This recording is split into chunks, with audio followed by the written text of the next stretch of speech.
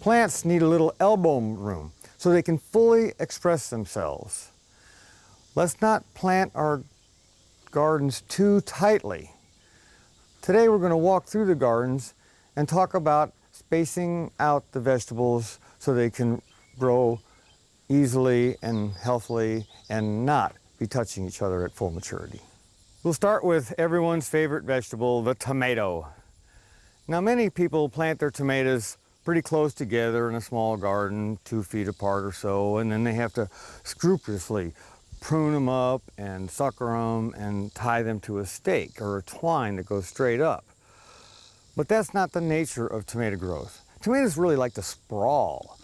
So the way we do it is we just make a tomato cage, and then we stake it with a wooden stake, but they're 4 feet apart, in rows 4 feet apart. So even as they mature, there's all this space around them. So there's airflow and sunlight can come in here, and this helps to keep the moisture off and the dew from settling, which helps to prevent rots and diseases and blights. This watermelon patch is planted in rows 8 feet apart. I'm growing a row of beans. These are October beans, pinto beans, that we'll harvest just as the watermelons are taking them over. The beans are already, making their pods. And this way the watermelons have a lot of space to get the sunlight that they need to ripen their fruits. Sweet corn loves to grow in a block, so it pollinates well. This patch here was not thinned like I thought I was going to get to do, but things get busy on a farm. So instead of being 10 or 12 inches apart like I would like, there's many in here that are too close. Of course, there's places where they're too far. When a plant is grown too close together, it just simply makes smaller fruits. We use this fruiting tendency in winter squash to help keep the fruits a manageable size. When I plant winter squash at 8-foot centers like I do the watermelons, the fruits get so big that it's really more than a meal for most people. So this is delicata squash that was planted on 4-foot rows.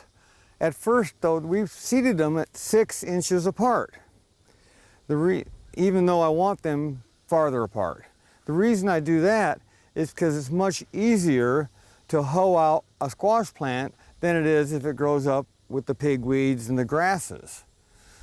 During the second hoeing, we might take every other one out, eventually spacing them out at about 2 foot apart.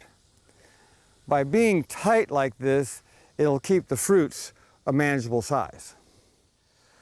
The spaghetti squash did not get thinned this year, and consequently it's pretty tight, and you can tell by the pale color in there that it has suffered a little bit from my neglect.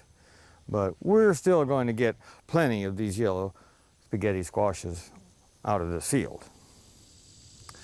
This is the field of butternut. We had planted this one on 4-foot centers, again wanting that tight spacing.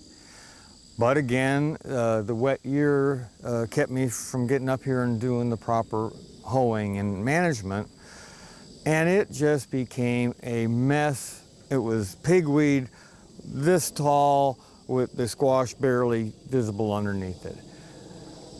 I came up here one day to just plow the whole thing up. I thought I'd replant it, but it was really too late to plant butternuts, which I really wanted to have a lot of. So I thought to myself, well, maybe I could fit the bush hog in between the rows, and I went ahead and mowed every other row. So instead of the daunting 14 rows to hoe, we only had to hoe out 7 rows. And we got them pretty clean, as you can tell. And again, these butternuts are like those watermelons. They can be planted far apart, and they just crawl in there and fill the space up. I intersowed this with a little bit of crimson clover, and I'm just going to let it go and see what happens. I imagine we'll get a lot of butternuts, maybe not as many as I would have got, and we'll probably get some pretty big ones. Sweet potatoes, too, need to have the proper spacing. We plant ours at 16 inches apart. If we plant them farther than that, they'll get big, some of the size of footballs, and that's just not a marketable sweet potato. If we plant them too close though, they won't size up enough. Or of course if they get too weedy. So we put them about 16 inches apart. They're little plants that we set on hills, and then we keep them hoed out until they get to about this stage where there's not much we can do in here and just let the field go. Peppers go in about 3 feet apart. I want the plants, when fully mature, to not be touching each other. Good airflow around them, and they be open enough and a lot of room for the roots to expand out into the soil without any competition. It took me years, well actually decades, to not plant things too close. When you put the tiny plants out and you're putting them so far apart, it just looks like you're wasting space. But I've learned to picture the garden when it's fully mature.